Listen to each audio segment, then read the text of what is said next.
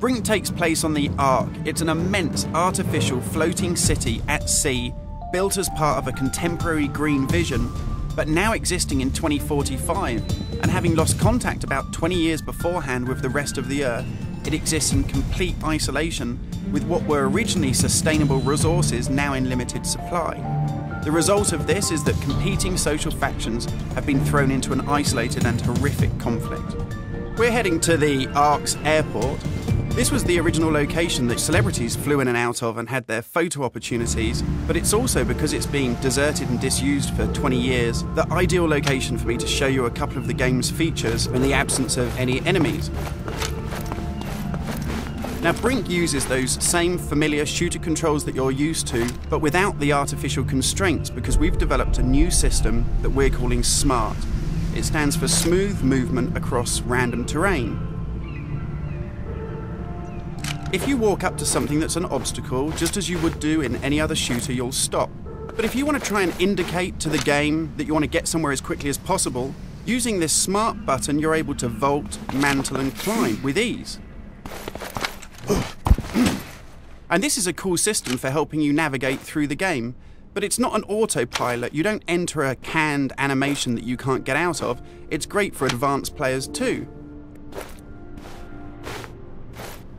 If you're approaching an obstacle like a security sensor, and you want to make it through that obstacle without perhaps alerting the enemy to your presence, you could just look up and you'll mantle up and over that automatically.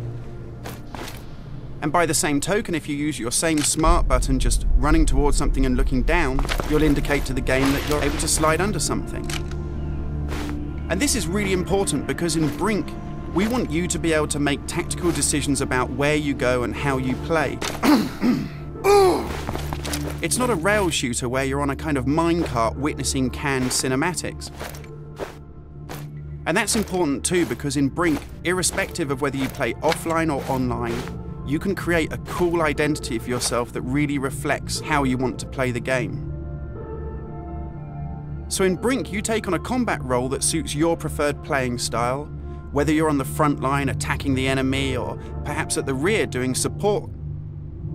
You'll take part in military objectives as part of a coordinated squad. And when you complete these successfully, you'll earn experience points that allow you to unlock cool upgrades for your weapons, really cool abilities that suit the way that you want to play, and also cool outfits that reflect what a badass you are.